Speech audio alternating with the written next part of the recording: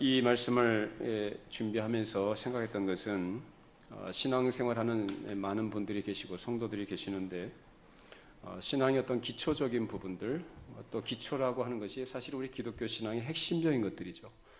이 기독교 신앙의 핵심적인 부분들을 바르게 이해하고 신앙생활을 하셔야 그래야만 바르게 믿음이 자라고 또 하나님께서 기뻐하신다 생각을 해서 이 부분들을 다시 한번 정리하고자 해서 우리 기독교 신앙의 핵심적인 진리들을 함께 살펴보고 있습니다. 그래서 맨 처음으로는 성경이 무엇인가에 대해서 살펴보았고, 그 다음에 이어서 하나님은 어떤 분이신가를 지금 살펴보고 있는 중에 있습니다. 여러분, 사람의 행복을 위해서 살고 행복을 위해서 죽는다고 하는데, 사람의 행복은 어디 있다고 생각하십니까? 많은 돈을 버는 거예요? 세상에서 어떤 것을 많이 얻고 누리는데 사람의 행복이 있다고 생각하십니까? 아닙니다. 사람의 행복은 하나님을 아는 데 있습니다. 하나님께서는 초월자이신데 그 초월자이신 그분이 피조물인 우리들에게 당신 자신을 어떠한 분으로 계시, 즉 알려주신 것이 있어요. 그래서 우리가 행복하기를 원하면 그 하나님이 어떠한 분이신지를 바르게 알아야 합니다. 그것을 알기 위해서는 어디로 들어가야 되느냐? 성경으로 들어가야 합니다. 물론 개인적으로 어떤 체험도 있을 수 있고 경험들이 있을 수 있습니다만 그것은 하나님께서 각 개인에게, 그 사람에게 그러한 방식으로 하나님이 살아계심을 알 수 있도록 해주신 것일 뿐이지 그 자체로서 그가 하나님을 바르게 아는 것은 아닙니다. 그래서 체험이 중요한 것이 아니고 무엇이 중요할까요? 성경이 가르치는 하나님을 아는 지식입니다. 그래서 하나님께서는 그분이 우리 인간의 언어로 기록된 성경을 통해서 하나님이 어떠한 속성, 하나님이 어떠한 성격, 그가 하고자 하시는 일이 무엇인지를 분명히 알도록 해주셨어요. 그래서 성경을 통해서만 우리는 하나님을 알 수 있습니다. 그래서 하나님은 당신의 속성, 즉 그가 하고 있는 성품적인 특성들을 가르쳐 주셨는데 이 사실을 통해서 우리가 하나님을 바르게 알 때 바르게 신앙생활을 해나갈 수가 있습니다. 그래서 하나님을 아는 것이 그토록 중요한 이유는 하나님을 제대로 알지 못하게 되면 그가 아무리 교회를 오래 다니고 신앙생활을 한다 할지라도 교회에서 아무리 많은 봉사를 하고 헌신을 했다 할지라도 참 안타까운 거죠. 왜냐하면 하나님을 아는 지식이 없이 하는 모든 종교적인 것들은 우상숭배입니다. 그래서 성경에서 하나님께서는 십계명을 통해서 나 외에 다른 신을 내게 두지 말라 말씀하셨고 두 번째로 우상숭배에 대해서 금하신 것이에요. 우상은 다른 게 아니라 자기 자신을 섬기는 거죠. 자기가 좋아하고 자기의 속에 좋은 대로 행하는 것, 자기가 보기에 선한 것을 추구해 나가는 것, 그게 바로 우상숭배예요. 우리가 하나님을 섬긴다고 할 때 하나님을 섬기는 방식은 그런 방식으로 하는 것이 아니라 하나님이 어떠한 분인지, 내가 믿고 신뢰하고 의지하는 대상이 누군지를 바르게 알아야만 인생을 낭비하지를 않습니다. 그래서 우상숭배는 인생을 낭비하는 첩경이요, 하나님을 바르게 아는 길이야말로 우리가 복을 누리는 첩경인 줄로 믿습니다.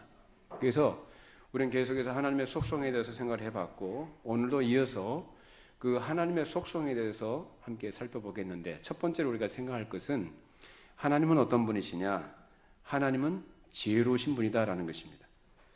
하나님께서는 모든 것을 다 아실 뿐만 아니라 하나님께서는 지혜로 모든 것을 만드셨고 모든 것을 그 지혜로 다스리고 계십니다. 여러분, 며칠 전에 제가 기사를 보니까 우리가 살고 있는 이것을 이제 은하계라, 이제 우주를 은하계라 그렇게 얘기합니다. 이 은하계가 얼마나 넓다고 생각하십니까? 저는 잘 모르겠습니다만 어마어마하게 넓다고밖에 표현을 못 하겠어요. 왜? 모르니까. 과학자들도 이 은하계가 얼마나 넓은지를 몰라요. 추정으로 단지 뭐 엄청나게 많은 별들이 있다, 행성들이 있다고 얘기할 뿐입니다. 그런데 얼마 전에 이 은하계 너머에 다른 은하계가 몇 개가 있다고 발견됐다고 이게 발표한지 아세요? 수백 개요. 은하계가 우리가 살고 있는 이 지구가 속해 있는 이 은하계뿐만 아니라 수백 개가 있대요. 그동안 이 은하계에 가려져서 그것이 발견이 안 됐다고 합니다. 근데 이게 과학이 발달하다 보니까 이 은하계가 수백 개가 있다고 과학자들이 발표를 했어요. 모든 것을 누가 지으셨어요? 전능하신 우리 하나님께서 지으셨습니다. 이 어마어마하고 놀라운 이 우주의 광대한 광활함, 그 가운데 있는 우리 인간들이라는 것이 얼마나 미미한 존재들인가요? 근데 하나님께서는 모든 피조물들 가운데서 특별하게 오직 우리 인간들만 당신의 형상을 따라 지으셨어요. 그 형상이 뭐냐? 영적 특성입니다. 그래서 우리는 다른 피조물과 달리 영혼이 있는 것입니다. 모든 것을 누가? 하나님께서 그의 지혜로 다스렸으며 만드셨으며 그 지혜로 모든 것을 다스리고 계십니다. 그래서 하나님께서는 하나님을 사랑하는 자, 곧 그 뜻대로 부르심을 입은 자들에게는 모든 것이 합력하여 뭘 이루도록? 선을 이루도록 하시는 분이에요. 믿으십니까? 이 사실 정말 믿으세요? 그러면 아무것도 걱정할 거 없죠. 여러분 정말로 하나님을 사랑하십니까? 사랑하셔요? 아니면 그냥 하나님을 있는 것으로 믿습니까? 아니면 하나님을 사랑합니까? 하나님을 안다는 것은 하나님을 사랑한다는 얘기예요. 여러분이 하나님을 정말로 사랑하는 분들이라면 아무것도 염려하지 마세요. 모든 것이 합력해서 선을 이루도록 하시는 하나님의 지혜가 우리에게 있는 줄로 믿습니다. 그래서 아무것도 걱정할 것이 없어요. 그리고 하나님께서는 이 지혜를 그의 자녀들에게 주시기를 기뻐하시는데 우리 주보 안쪽에 보시면 성경 구절이 있습니다. 같이 함께 있습니다. 야고보서 1장 5절입니다. 너희 중에 누구든지 지혜가 부족하거든 모든 사람에게 후히 주시고 꾸짖지 아니하시는 하나님께 구하라. 그리하면 주시리라. 하나님께서 주시는 지혜는 하나님이 기뻐하시는 삶에서 나타난 어떤 성품적인 것인데 이러한 지혜는 어디서 얻느냐? 하나님의 말씀을 읽고 깨닫는 데서 얻습니다. 그래서 사람이 지혜로우면 뭘 봐야 됩니까? 성경을 봐야 돼요. 그래서 성경을 볼 때 이 성경을 통해서 성령께서 그 사람의 마음에 깨닫게 하시고 알게 하실 그 사람은 지혜로워져요. 그래서 우둔한 자가 하나님의 말씀을 통해 지혜롭게 됩니다. 그 지혜라는 것은 세상을 살아가는 어떤 처세술 이런 것을 말하는 것이 아니라 하나님의 걸어가신 성품을 닮아가는 것을 말합니다. 그것이 성경이 말하는 참된 지혜입니다. 자, 그래서 여러분 이 세상에서 말하는 지혜와 성경이 말하는 하나님의 지혜는 질적으로 차이가 있어요. 근본적으로 다른 것을 말합니다. 그래서 세상의 지혜는 하나님의 지혜를 거스르며 하나님을 대적하며 악한 것으로 나타나요. 그래서 여러분 세상에서 지혜를 말할 때 철학도 얘기할 수 있고요. 어떤 사상적인 것도 얘기할 수 있고요. 어떤 인생의 처세술 같은 것도 얘기할 수가 있어요. 분명히. 자, 그런데 그것이 하나님과 관계가 없는 것이라면 진리신 하나님으로부터 나온 것이 아니라면 그 모든 것은 다 악한 것입니다. 그것이 사람이 볼 때는 선한 것일 수 있어요. 도덕적일 수 있고요. 얼마든지 윤리적일 수도 있어요. 그런데 성경에서는 그것을 정죄합니다. 왜? 하나님께서 사람을 창조하셨을 때 그 창조하신 목적이 뭐였나요? 인간이 이 세상에 행복하게 살라고? 아니죠. 하나님의 영광을 위해서 살아가도록 만드셨어요. 그렇기 때문에 우리는 먹든지 마시든지 무엇을 하든지 다 하나님의 영광을 위해서 하라고 하신 말씀처럼 사람이 존재하는 목적은 하나님의 영광을 위한 것인데 범사에 그 영광을 드러내는 삶이 아니라면 사람이 볼 때 아무리 선하고 좋은 것이라 할지라도 그것은 악한 것이다 그 말입니다. 뭐가 죄입니까? 하나님 없이 사는 게 죄예요. 하나님을 모르는 게 죄예요. 그래서 인간은 정죄받는 거예요. 그래서 하나님을 모르고 하나님과 관계없이 살아가는 인생의 특징이 뭐냐? 다 자기 자랑합니다. 자기 만족을 추구하고 자기 행복을 추구합니다. 심지어는 하나님을 자기의 행복을 위해서 하나님을 얼마든지 그렇게 섬길 수도 있다는 거예요. 그것이 바로 다른 게 아니라 우상숭배예요. 그것이 뭐냐? 바로 세상에서 얻은 지혜입니다. 하나님의 지혜는 그렇지 않아요. 자, 우리 야고보서 3장 14절 14절입니다. 그러나 너희 마음속에 독한 시기와 다툼이 있으면 자랑하지 말라. 진리를 거슬러 거짓말하지 말라. 이러한 지혜는 위로부터 내려온 것이 아니요 땅 위의 것이요 정욕의 것이요 귀신의 것이니 시기와 다툼이 있는 곳에는 혼란과 모든 악한 일이 있음이라. 오직 위로부터 난 지혜는 첫째 성결하고 다음에 화평하고 관용하고 양순하며 긍휼과 선한 열매가 가득하고 편견과 거짓이 없나니 화평하게 하는 자들은 화평으로 심어 의의 열매를 거두느니라. 하나님께서 주신 지혜의 특성 얘기하며 세상에 즉 땅으로부터 난 지혜를 말합니다. 어떻습니까? 다르죠? 땅으로부터 난 지혜는 어떻다고 그래요? 그것이 육신적인, 정욕적인 것이고 이기적인 것이고 탐욕적인 거예요. 결국은 다 자기 자랑. 그러다 보니 서로 다툴 수밖에 없는 것이고 갈등하게 되는 것이고 거기서 모든 악한 것들이 결과되게 됩니다. 그러나 하나님의 지혜는 뭐라고 합니까? 그 첫째가 뭐라고 그래요? 성결하고 그 다음에 화평하고 관용하고 양순하고 긍휼과 선한 열매가 가득하고 편견과 거짓이 없다. 이거 누구 닮은 얘기죠? 하나님. 하나님을 닮아가는 거예요. 하나님의 지혜는. 하나님은 우리에게 그 하나님의 지혜를 주심으로써 누굴 닮아가도록? 하나님을 닮아가도록. 그래서 무엇을 드러내도록? 하나님의 거룩하심과 영광을 드러내도록. 그러나 이 세상 지혜는 사람을 드러나게 하며 사람을 만족하게 하고 그렇게 해서 거기에서 나오는 것이 전부 다 다툼과 불효화음, 파괴적인 것으로 나타납니다. 사람들이 어떻게 이 세상 지혜를 그렇게 구하고 그것을 추구합니까? 다 그것을 위해서 하는 거 아니에요? 근데 사람이 그렇게 얻고자 하는 행복은 이 세상의 지혜로 얻을 수 없는 것이에요. 오히려 이 세상 지혜는 사람을 망가뜨립니다. 그러나 하나님의 지혜는 사람을 살립니다. 사람에게 참된 행복을 가져다 주는 것이 바로 하나님의 지혜인 것입니다. 따라서 하나님으로부터 난 자들은 하늘로부터 오는 신령한 지혜로서 하나님을 닮아갑니다. 물론 우리는 하나님의 지혜를 우리가 다 알 수가 없고 가질 수가 없어요. 우리는 부분적으로만 압니다. 그리고 부분적으로만 소유합니다. 그러나 우리가 그 하나님을 더욱더 알아가면 알아갈수록 그렇게 노력하고자 할 때 우리는 하나님을 닮아갈 줄로 믿습니다.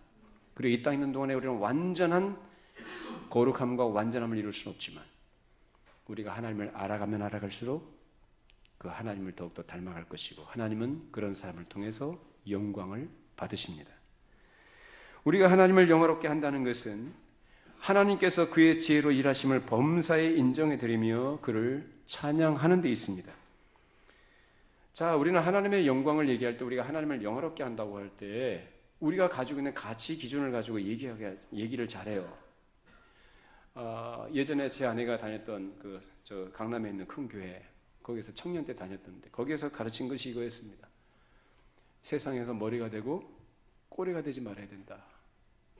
하나님께서 머리가 되는 것을 통해서 영광 받으신다라고 이렇게 가르쳤어요. 근데 거기뿐만 아니라 많은 교회들이 그런 걸 가르쳤습니다. 과연 하나님께서 우리가 사회에서 머리가 되는 것으로만 영광을 받으실까요? 물론 하나님께서 그 사람을 그렇게 쓰시고자 할 때 그렇게 쓰시는 것으로 영광 받으시죠.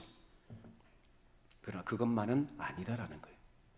쓰시는 것도 하나님의 주권에 속한 것이고 하나님께서 주시는 은혜인 줄로 믿습니다.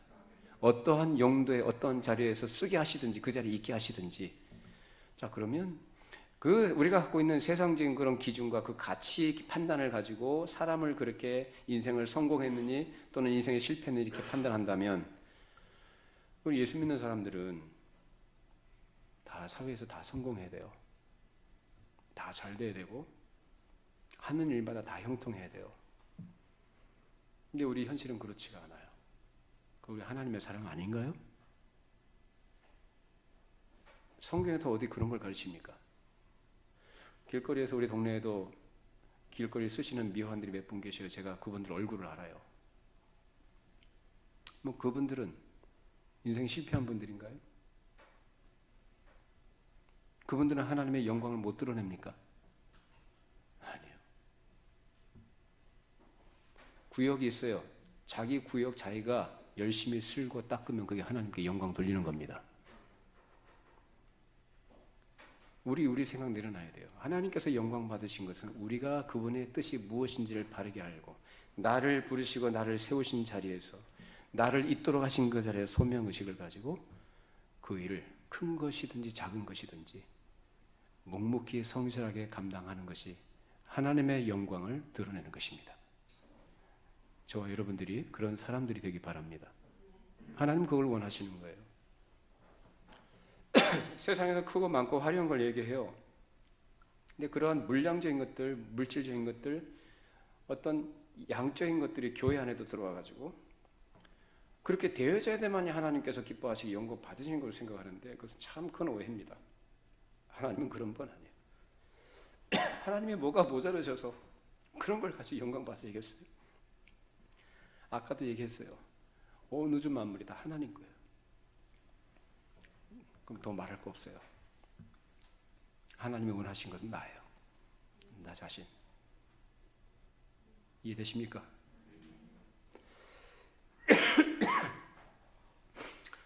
또한 하나님께서는 때때로 우리로 하여금 어떤 일이 일어난지 이유를 알게 하실 때가 있습니다. 하지만 우리는 어떤 때에 어떤 일이 왜 나에게 이런 일이 발생하는지를 바르게 이해를 못할 때가 있어요. 자, 제 얘기를 해보겠습니다. 큰 교회가 있고 작은 교회가 있어요. 저번에 우리 교회 오셨던 그 목사님은 개척한 지 3년 만에 몇백 명이 됐다고 그러죠. 크게 부흥했다고 그래요. 그 말씀 들을 때 제가 나는 뭔가 이런 생각이 들기도 하더라고요. 자, 그러면 그렇게 부흥했으면 그 하나님의 은혜로 부흥됐다고 얘기를 합니다. 그럼 여기는 하나님의 은혜가 없는 건가요? 그래요? 이름이 알려지고 사람들에게 많이 알려진 목사님, 유명해진 목사님은 그러면 하나님의 은혜가 있고 하나님께서 복을 주셔서 그렇게 된 것이고, 그렇지 않은 저 시골이든지 저 섬에서 한 몇 명 노인들 모시고 사역하시는 목사님들은 그 은혜가 없는 건가요? 아니죠. 또 한 예로 얼마 전에 있었던 실제 사건인데 아마 여러분들도 아마 그런 경험이 있으실 거예요. 어떤 분이 정말로 오랫동안 선교사로 나가기 위해서 열심히 준비를 하시고 훈련을 받으셨는데 이제 선교사 파송이 되기 바로 직전이에요. 근데 교통사고로 돌아가셨어요. 그거 어떻게 이해되죠? 하나님께서 그분을 버리신 건가요? 그분은 사역자라서 선교사로서 실패한 건가요? 우리의 인생은요, 굉장히 다양한 일이 많이 발생합니다. 우리가 다 이해할 수가 없어요. 그럼 우리가 어떻게 되냐라는 거예요. 물론 우리 하나님께서 우리에게 일어난 사건들을 우리라고 이해할 수 있는 지혜를 주셔요. 이것이 왜 일어났는가를 알게 하실 때도 있지만 그렇지 못한 일도 허다하다 그 말입니다. 그럼 우리가 어떻게 됩니까? 우리의 명철을 의지하지 말고 우리의 경험을 토대로 해서 그것을 해석하려고만 하지 말고 지혜자이신 하나님께 의탁할 수 있어야 합니다. 그래서 어디서 얻습니까? 우리는 말씀을 통해서 얻어요. 그런 범사의 하나님을 인정해 드리는 거예요. 그게 뭐라고요? 지혜예요. 우린 다 이해 못해요. 우리가 다 어떻게 이해하고 제가 어떻게 그걸 다 설명을 하겠어요? 못해요. 저도 모르는 게 많아요. 그러나 우리 하나님은 완벽한 지혜자이신 줄로 믿습니다. 그 하나님께 나아가면 하나님께서 깨닫게 해주시기도 하고 우리를 선한 길로 인도하십니다. 우리가 두 번째 생각할 것은 하나님의 신실하심인데, 하나님의 모든 지식과 모든 말씀은 참된 동시에 진리의 최종적 기준입니다. 하나님께서 무언가를 말씀하시면 우리는 하나님께서 그 일을 하실 것을 얼마든지 믿어야 합니다. 그래서 하나님께서 말씀하신 것은 그대로 하시는데, 하나님께서는 영원토록 당신의 약속에 신실하실 것임을 성경을 통해서 가르쳐 주셨고 우리는 그 가르침을 따라 그대로 믿을 수 있는 것입니다. 왜 그렇습니까? 하나님이 누구시기 때문에. 하나님은 사람이 아니시기 때문에. 하나님은 신실하신 하나님이시기 때문에. 하나님의 하나님 되심의 근거는 하나님 자신에게 있습니다. 자, 우리 민수기 23장 19절입니다. 하나님은 사람이 아니시니 거짓말을 하지 않으시고 인생이 아니시니 후회가 없으시도다. 어찌 그 말씀하신 말을 행하지 않으시며 하신 말씀을 실행하지 않으시랴. 신명기 7장 9절. 그런즉 너는 알라 오직 내 하나님 여호와는 하나님이시요 신실하신 하나님이시라. 그를 사랑하고 그의 계명을 지키는 자에게는 천대까지 그의 언약을 이행하시며 인애를 베푸시되. 자, 성경은 여러 곳에서 이런 하나님의 신실하신 분임을 일관되게 증거하고 있어요. 그 확실한 증거와 언약의 절정으로 우리에게 나타나신 분이 누구냐? 바로 예수 그리스도이십니다. 하나님께서는 아브라함에게 약속하셨던 대로, 또 그 이전에 하나님께서는 창세기 3장 15절에서 에덴 동산에서 약속하신 대로 그 아들 예수 그리스도를 이 땅에 우리를 위한 대속 제물로 보내셨고 십자가에서 그 언약을 성취하셨습니다. 이보다 더 확실한 증거가 있나요? 없습니다. 성경에는 하나님께서 이 일을 위하여서 그토록 오랜 시간 동안에 수천 년 동안에 인류 역사에 개입하셨고 그 역사를 주도하시며 하나님의 섭리 가운데 인도하셨음을 증거하고 있습니다. 자, 수천 년 동안 하나님께서는 당신의 언약을 이루시기 위해서 일하셨는데, 자, 그러면 수천 동안 그 오랜 세월만큼이나 수많은 사람들이 수도 없이 하나님께 대해 반역을 일삼았고 하나님의 말씀을 불순종하고 불신앙으로 살아왔습니다. 그럼에도 불구하고 하나님께서는 당신께서 말씀하신 약속을 일관되게 이루어 오셨습니다. 믿으십니까? 그 대표적으로 우리에게 나타나 보여주는 것이 뭐죠? 물론 이스라엘 역사는 우리에게 그걸 가르쳐 줍니다. 마태복음 1장에 보면은 예수님의 족보가 나오죠. 그 예수님의 족보가 우리에게 뭘 가르쳐 주죠? 두 가지. 인간은 불가능한 존재다. 하나님은 불가능을 가능케 하신다. 뭘 통해서? 인간의 범죄함과 불신함과 인간의 실패와 인간의 실수에도 불구하고 하나님께서는 당신께서 말씀하신 것을 그대로 흔들림 없이 이루어 가시더라, 그 말입니다. 맨 먼저 등장한 여인, 우리 4명의 여인을 우리가 살펴본다면 누가 등장해요? 유다와 다말 이야기가 나와요. 시아버지하고 며느리 얘기예요. 근친상간이에요. 이건 우리 상식으로도 이해가 안 되는 것이고 용납이 안 되는 일이에요. 걸어가신 하나님의 아들이신 그분이 예수님께서 이 땅에 오시는 거룩한 족보에 그 인간의 추잡함에 들어가 있어요. 세상 어느 나라 역사, 신화, 왕조의 역사에도 자신의 치부를 드러내는 역사, 그게 없어요. 다 감추지. 다 자기들이 완전하고 자기들이 괜찮다라고 증거하고 자랑하기 바쁘지 치부를 드러내지 않아요. 근데 성경은 인간의 치부를 있는 그대로 다 드러냅니다. 왜 하나님께서 약속하셨어요? 인간이 죄 짓고 가능성이 없으니까 하나님이 약속하신 거 아니에요? 자, 두 번째로 등장한 사람이 누굽니까? 예수님 족보에서 기생 라합. 이 사람은 오늘날 말하면 창녀입니다.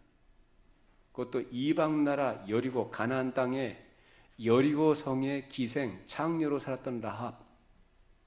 이 여인에게 뭐가 있었어요? 믿음이 있었어요. 하나님의 구원은, 하나님의 약속은 민족과 혈통을 초월한 줄로 믿습니다. 얼마든지요. 얼마든지. 그 기생 라합이 예수님 족보에 들어가요? 창녀가 있을 수 있는 일이에요? 또 세 번째로 우리가 생각할 수 있는 사람이 누구죠? 모압 여인 룻입니다. 이 여인도 이방 여인이에요. 이방 여자가 어떻게 메시아의 족보에 들어가냐고. 나오미 실패한 인생이에요. 그 실패한 여인을 따라온 여인이 바로 모압 여인이에요. 가능성이 없어요. 유다 땅에 들어와 봐야, 베들레헴의 땅에 들어와 봐야 먹고 살 거나 누가 기대하거나 환영한 자가 없어요. 근데 모든 것이 하나님의 계획 속에서 진행되어진 일이었습니다. 마지막으로 생각할 여자는 누구죠? 다윗의 아내예요? 바세바가? 바세바가 다윗의 아내입니까? 성경에는 다윗의 아내가 된 바세바라고 표현 안 합니다. 누구의 아내? 우리아의 아내. 간통해요. 자기 안에 여럿을 두고도 다윗이 자기의 충신이었던 우리아라는 사람의 아내를 데려다가 간통을 합니다. 그리고 그 우리아를 죽입니다. 이러한 일이 있을 수가 있나요? 하나님의 마음의 합한 자로 표현된 다윗이 그런 파렴치한 짓을 저질렀어요. 죽어 마땅하죠. 도저히 하나님의 은혜를 받을 자격이 전혀 없어요. 근데 하나님 어떻게 하셨어요? 회개의 은혜를 주셔서 다시 회복시키신 줄로 믿습니다. 그래서 회개할 줄 아는 게요, 은혜가 있다는 증거예요. 은혜가 없으면 회개 못해요. 안 돼요. 그래서 하나님은 그 다윗이 그런 범죄를 저질렀지만 그 자신의 죄를 그대로 고백하도록 은혜를 주셨고 회개하고 하나님 앞에 다시 서게 해주셨습니다. 이처럼 예수님의 족보는 인간의 실수, 실패, 추함들, 더러운 것들을 다 보여줍니다. 그럼에도 불구하고 하나님은 묵묵히 일관되게. 그래서 우리가 구원 얻은 것은 그 하나님의 열심의 결과인 줄로 믿습니다. 우리가 한 것 아무것도 없어요. 우리는 오히려 하나님의 은혜에 부합지 못한 자들이에요. 근데 하나님은 약속하셨기 때문에, 말씀하셨기 때문에 당신의 신실하심에 근거해서 우리를 한결같이 대접해 주십니다. 아시겠습니까? 하나님의 신실하심. 참된 믿음의 본질은 하나님의 말씀을 액면 그대로 받아들이고 하나님이 약속하신 대로 행하실 것임을 믿는 것입니다. 그래서 성경에는 이러한 믿음의 사람들의 이야기로 가득 차 있어요. 아브라함, 이삭, 야곱, 또 우리 예수님을 잉태해서 어머니가 된 마리아.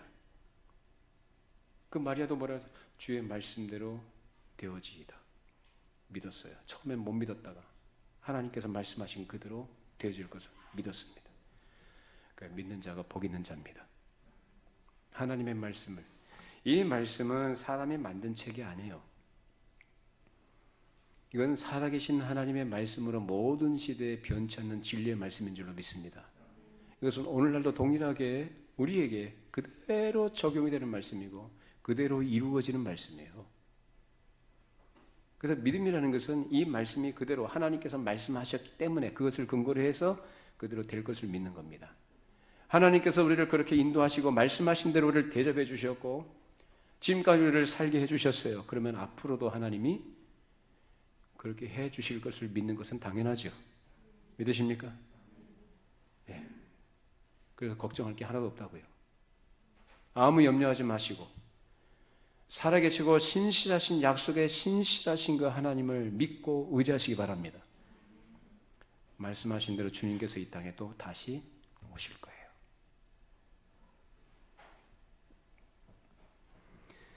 오늘날 우리가 하나님의 말씀과 그분에 대한 참된 지식을 가지고 노력함으로 부분적으로나마 하나님의 신실하심을 닮을 수가 있는 것이죠.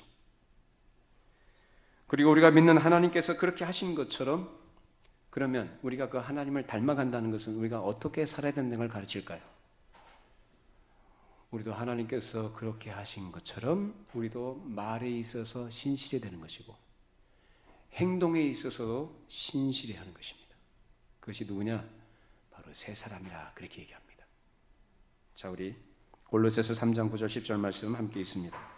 너희가 서로 거짓말을 하지 말라. 옛사람과 그 행위를 벗어버리고 새 사람을 입었으니 이는 자기를 창조하신 이의 형상을 따라 지식에까지 새롭게 하심을 입은 자니라. 우리는 세상의 지혜로 충만했던 사람들이었지만 이제 하나님의 지혜로 새롭게 된 분인지로 믿습니다.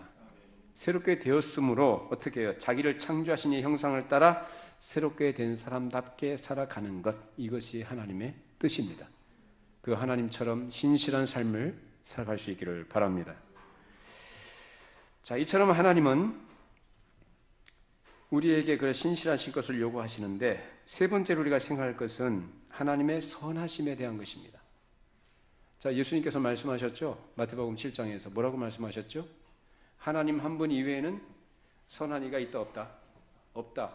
곧 하나님만이 모든 선의 기준이시다. 궁극적인 선의 기준이고 원천이심을 가르쳐 주시는 거예요. 그래서 하나님만이 그 존재와 행하시는 모든 일이 다 선하시며 그러하기에 찬양받기에 합당하신 분인 줄로 믿는 것입니다.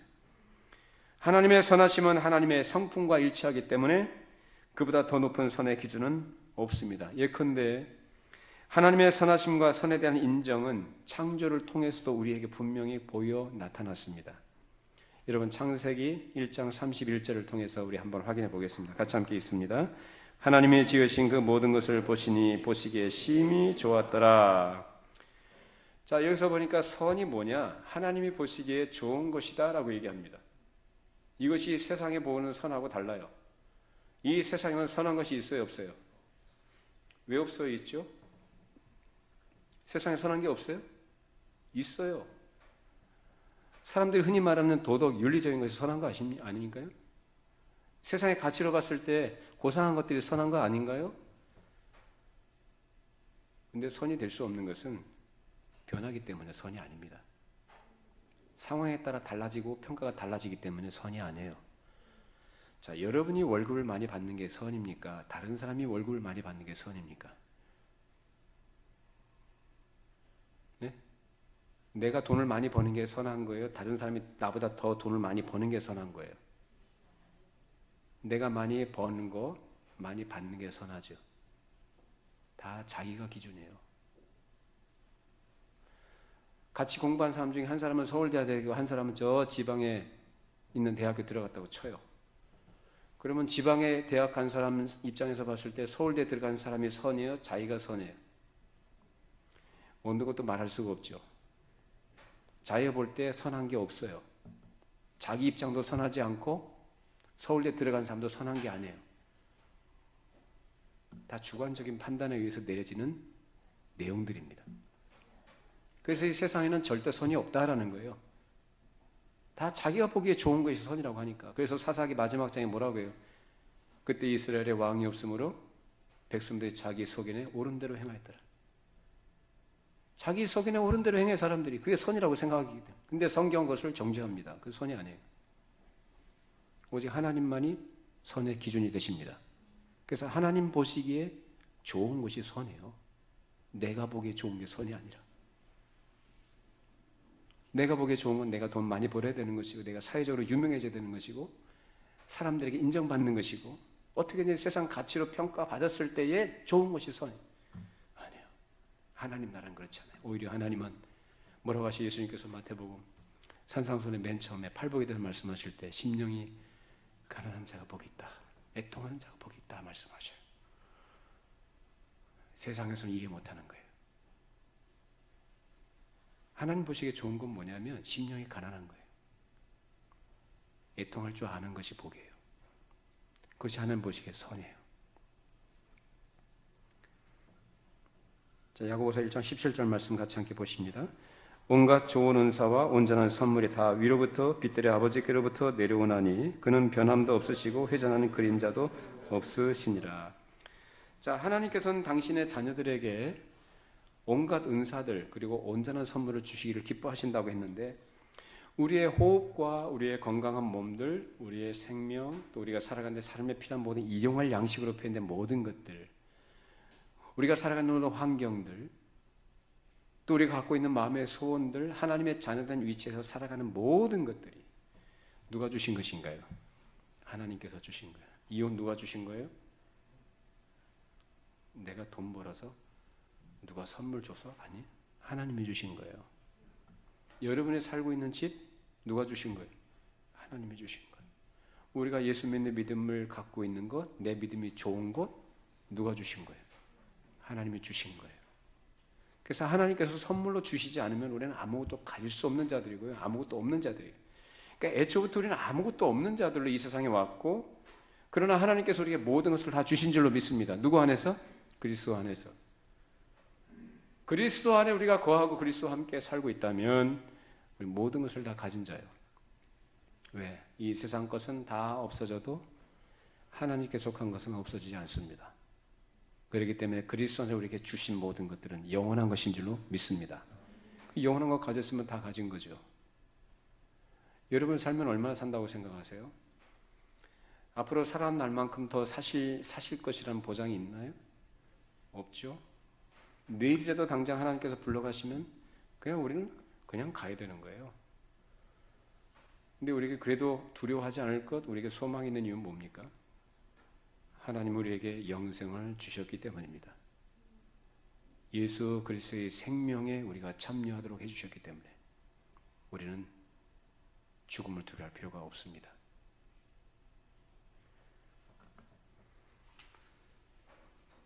또한 하나님께서는 정직하게 행하는 자에게 좋은 것을 아끼지 아니하신다고 약속하셨는데 시편 84편 11절 12절입니다. 여호와 하나님은 해요 방패이시라. 여호와께서 은혜와 영화를 주시며 정직하게 행하는 자에게 좋은 것을 아끼지 아니하실 것임이니이다. 만군의 여호와여 주께 의지한 자는 복이 있나이다. 자, 여기서 보면 여호와께서 은혜와 영화를 주시 정직하게 행하는 자에게라고 했습니다. 정직하게 행하는 자에게 좋은 것을 아끼지 않는다고 했어요. 정직하다는 건 뭘 말할까요? 착하게 사는 거요? 정직하게 사는 거? 하나님 앞에서 정직이다라는 것은 하나님이 어떤 분이심을 알아서 그 앞에 자기가 또한 어떤 존재라는 것을 아는 거예요. 그래서 그 하나님을 절대적으로 의지하고 하나님의 은혜만을 구할 수밖에 없는 자임을 알아서 믿음으로 하나님 앞에 서고 살아가는 것. 그게 정직하게 하는 거예요. 그런 사람에게 뭘 주신다고요? 좋은 것을 아끼지 아니하신다. 이 좋은 것을 여러분 모두 받아들일 수 있기를 바랍니다. 예수님께서는 이 부분에서 우리에게 말씀하셨는데 하늘에 계신 너희 아버지께서 구하는 자에게 좋은 것으로 주시지 않겠느냐? 마태복음 7장에 말씀하셨어요. 좋은 것, 여기서 좋은 것이 뭡니까? 내가 원하고 기대하는 것인가요? 세상 기준으로 봤을 때, 세상의 가치 기준으로 봤을 때 좋은 것인가요? 아니에요, 전혀. 좋은 게 뭐예요, 우리에게? 하나님께서 그의 자녀들에게 가장 좋은 걸 주시기를 기뻐하시는데 그 좋은 게 뭐냐? 성령입니다. 성령을 우리에게 주심으로 우리로 하여금 죄를 깨닫게 하시고 우리로 하여금 하나님의 자녀로 거듭나게 하시고 우리로 하여금 진리 안에서 주님과 동행하며 살도록 하시는 것, 이것이 바로 우리에게 가장 좋은 것인 줄로 믿습니다. 이거 바꿀 수 있는 게 뭐가 있어요? 세상에 없어요. 세상의 그 모든 것, 그 어떤 것보다도 가장 우리에게 좋은 것은 비교할 수 없이 좋은 것, 바로 성령의 은혜인 줄로 믿습니다. 이것을 우리에게 주시기를 기뻐하신다는 거예요. 그리고 하나님께서는 그뿐만 아니라 그 사랑하는 자녀들이 이 땅에 살아가는 데 필요한 모든 것들을 하나님께서 아낌없이 주시기를 또한 기뻐하십니다. 내 욕심을 채워주시기를 기뻐하시는 분이 아니라 내가 하나님의 자녀로서 정당하게 살아가는 삶에 필요한 모든 것들을 하나님께서는 주시기를 기뻐하신 줄로 믿습니다. 그리고 그것을 하나님께서는 가장 좋은 때에, 가장 적절할 때에 우리에게 허락하십니다. 때라는 것은 사람이 기대하는 때가 있지만 하나님의 때하고 사람의 때는 달라요. 사람의 생각과 하나님의 생각은 달라요. 그러나 하나님 보시기에 좋은 것이 선인 줄로 믿는 것이죠. 하나님 보시기에 가장 좋을 때에, 가장 적당할 때에 우리의 가장 좋은 것이 무엇인지를 하나님께서 아시기 때문에 주신다고요. 그러니 하나님의 생각보다 앞서가지 마시기 바랍니다. 괜히 자기 욕심 부려가지고 시험에 들지 마시고 하나님께 맡겨드리고 하나님의 때를 기다리면서 묵묵히 자리 잘 지키세요. 하나님의 인도하심만 따라가세요. 자기 인간적인 욕심 따라가지 마세요. 그래서 사람의 시험에 드는 것은 무엇 때문에 시험에 든다고 그래요?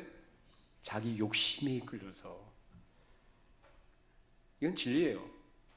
사람의 시험에 들고 고통을 당하는 건 뭐냐? 자기 욕심에 이끌려서 살기 때문에 고통을 당하는. 그러나 우리가 하나님께 이끌려가면 우리는 고통이 없고요, 평안을 누리며 하나님의 위로하심을 경험하며 살아갑니다. 이것이 우리가 누리는 참된 복인 것입니다. 심지어 하나님께서 우리에게 좋은 것을 주시는데 징계조차도 하나님께서 주시는 사랑의 좋은 선물인 것입니다. 자, 히브리서 12장 6절 11절 말씀입니다. 주께서 그 사랑하시는 자를 징계하시고 그가 받아들이시는 아들마다 채찍질하심이라 하였으니 너희가 참으면 징계를 받기 위함이라. 하나님의 아들과 같이 너희를 대우하시나니 어찌 아버지가 징계하지 않은 아들이 있으리요. 징계는 다 받는 것이 너희에게 없으면 사생자요 친아들이 아니니라. 또 우리 육신의 아버지가 우리를 징계하여도 공경하였거든 하물며 모든 영의 아버지께 더욱 복종하며 살려 하지 않겠느냐. 그들은 잠시 자기의 뜻대로 우리를 징계하셨거니와 오직 하나님은 우리의 유익을 위하여 그의 거룩하심에 참여하게 하시느니라. 무릇 징계가 당시에는 즐거워 보이지 않고 슬퍼 보이나 후에 그로 말미암아 연단받은 자들은 의와 평강의 열매를 맺느니라. 징계가 없으면 뭐라고 합니까? 사생자라고 그래요. 사생자니까 징계가 없는 거예요. 제가 길거리 가다가 어떤 아이들이 뭐 죄를 짓거나 뭐 나쁜 짓을 해도 물론 어른으로서 타일 건 타일이겠습니다만 제가 그 아이들을 징계할 필요가 없어요. 왜? 저 관계없는 애들이에요. 그러니까 여러분 징계가 없는데 그거 좋아할 일이 아니라 그 말이에요. 무슨 말이냐면 징계가 없으면 분명히 명백하게 잘못하고 죄를 짓고 살아가는데도 분명히 그렇게 살고 있는데도 징계가 없다. 참 심각한 문제죠. 사생자, 하나님으로부터 난 자가 아닐 수 있다라는 거예요. 반면에 징계가 있다면 그것으로서 우리가 감사해야 될 이유가 뭐죠? 내가 하나님의 사랑을 입은 자녀다. 이건 분명합니다. 아니 하나님께서 살아계신 분이라고 한다면 아니 하나님께서 택하신 백성이고 글쎄의 피로 구별하셔서 거룩하게 만든 자녀가 엉뚱한 길로 가고 그릇된 길로 걸어가고 하나님의 말씀을 불순종하면서 살아가는데 하나님께서 징계 안 하셔요? 그건 있을 수가 없는 얘기예요. 하나님의 속성하고는 이건 맞지 않는 얘기예요. 그래서 반드시 거기에 뭐가 있어야 되냐면 징계가 있어야 됩니다. 그래서 우리 징계가 없기를 바라죠. 저는 여러분들이 징계 없기를 바라요. 왜? 징계는 누구나 다 피하고 싶어하는 것이 싫은 것이니까, 고통스럽고 슬픈 것이니까. 그러나 우리가 징계를 안 받을 수가 없는 이유는 뭐냐면 어떤 형태로 하나님께서 징계를 하시는데 그 징계를 하나님께서 우리는 자극으로 주신다는 거예요. 징계가 목적이 아니라 자극을 주심으로써 뭘 깨닫게 하시는 거예요. 아, 나는 내 멋대로 살아가서는 안 되는 인생이구나. 아, 하나님께서 살아계신 분이구나. 그것을 깨달아서 누구한테 돌이키도록? 하나님께로 돌이키도록. 세상을 따라가고 세상의 가치를 따라가며 정신없이 살아가던 그 사람이 하나님께서 자극을, 징계를 통해서 자극을 주실 때 깨닫게 된단 말이에요. 정신을 차린다 그 말이에요. 그래서 사람이 고통이 없으면 생각을 안 해요. 그래서요, 참 징계라는 것이 비록 슬프고 고통스럽고 아프고 그렇지만 그것이 우리에게 복인 것은 그 징계로 인해서 우리가 하나님을 찾기 때문입니다. 왜? 내가 하나님의 자녀니까 하나님 찾는 거예요. 하나님의 자녀가 아니면 안 찾아요. 약 먹든지 뭐 술 마시든지 뭐 세상으로 아예 나가든지. 하나님께서 징계로 다루실 때는 여러 가지로 하시죠. 다양한 방법을 사용하셔요. 어떤 사람에게는 물질로, 어떤 사람은 질병으로, 어떤 사람에는 환경적인 것으로, 어떤 사람에는 인생 막대기가 사람 채찍으로 그 사람을 다루십니다. 그런 징계가 있을 때 여러분 불평하거나 원망하지 마시고 그때 하나님 앞에 겸비해지시기 바랍니다. 그리고 하나님을 찾으세요. 그러면 하나님 만나주셔요. 왜? 징계의 목적이 그건데 하나님 안 만나주시겠어요? 만나주시지. 그것이 하나님 보시기에 뭐라고요? 좋은 것이다. 선이다 그 말입니다. 우리를 만드시고 우리에게 은혜를 베푸신 목적은 뭐냐? 그 하나님을 하나님으로 인정해드리는 삶을 살아가는 거예요. 범사에 하나님을 인정해드리고 그 하나님을 경외하며 하나님을 사랑하며 그 말씀에 순종하는 사람으로 살아가기를 원하시는 것이 바로 하나님 보시기에 좋은 것, 곧 선입니다. 이 은혜가 우리 모두에게 있기를 바랍니다. 그러므로 우리가 찾는 모든 선은 궁극적으로 하나님 자신 안에서 발견되는 것인데, 그래서 시편 기자인 아삽이 그러한 하나님을 깨닫고 자기의 경험을 토대로 해서 고백한 내용이 시편 73편입니다. 우리 시편 73편 25절 28절 말씀입니다. 같이 함께 있습니다. 하늘에서는 주 외에 누가 내게 있으리요 땅에서는 주밖에 내가 사모할 리 없나이다. 내 육체와 마음은 쇠약하나 하나님은 내 마음의 반석이시요 영원한 분깃이시라. 무릇 주를 멀리하는 자는 망하리니 음녀같이 주를 떠난 자를 주께서 다 멸하셨나이다. 하나님께 가까이함이 내게 복이라. 내가 주 여호와를 나의 피난처로 삼아 주의 모든 행적을 전파하리이다. 아멘. 이 세상의 그 무엇보다 그 어떤 것보다도 생명의 원천이시며 복의 근원이 되시는 하나님을 가까이 함이 복이다라는 것을 이 아삽이 깨닫고 진실되게 고백한 것입니다. 그리고 이 고백은 모든 하나님의 백성들이 가지고 있는 공통된 고백입니다. 하나님의 선하심은 하나님의 자비와 은혜를 나타나게 되는데, 하나님의 자비란 비참과 낙심 가운데 있는 그런 하나님의 사람들에게 베푸시는 하나님의 선입니다. 하나님의 은혜라는 것은 지옥 형벌밖에 받을 것이 없는 자들에게 베푸시는 하나님의 선하심인 것입니다. 이런 하나님의 은혜와 자비가 하나님의 선으로 나타난 것이고, 하나님의 선이 또한 우리에게 그렇게 은혜와 자비로 받아 누리도록 해주신 것입니다. 이런 하나님의 선하심을 받아 누리는 사람들은 어떻게 살아야 되느냐? 그것을 선을 또한 나타낼 수 있어야 된다는 거예요. 선을 나타내는 게 뭐냐? 은혜와 자비와 공효를 나타내며 살라는 거예요. 그래서 예수님께서는 마태복음 18장에서 그것을 1만 달란트 빚진 자의 비유를 통해서 가르쳐 주셨어요. 여러분 내용을 잘 아실 거예요. 1만 달란트 빚진 자가 갚을 것이 없어서 이제 형벌에 처하게 됐는데, 그 주인께서, 그 왕이 그를 불쌍히 여기셔가지고 그 1만 달란트를 탕감해 주셨어요. 좋죠. 사는 거예요. 빚의 눌림으로부터 해방된 거예요. 얼마나 스트레스를 받았겠어요, 그 빚 때문에. 평생을 갚아도 갚을 수 없는 것이 그 빚인데. 근데 이 사람이 밖에 나가서 길을 가다가 자기한테 100데나리온 빚진 사람을 만났어요. 그리고 그 사람이 멱살을 잡고 얘기합니다. 너 왜 나한테 빚진 거 안 갚냐?